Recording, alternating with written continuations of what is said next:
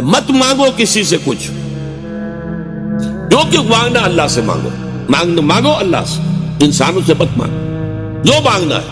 حضور نے فرمایا کہ اگر جوتے باندھنے کا فیتا جو ہے وہ تمہیں چاہیے، اللہ سے مانگو۔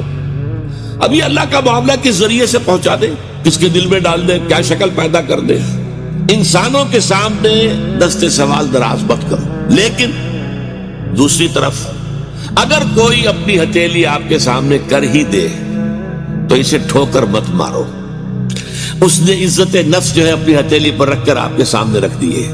آپ اگر نہیں دینا چاہتے نہ دیں، ٹھیک ہے، لیکن ڈانٹنے کا آپ کو حق نہیں۔ بلکہ یہ بھی آیا ایک حدیث میں کہ تم دو، کچھ نہ کچھ دو، سائل کا ہاتھ خالی نہ لوٹاؤ۔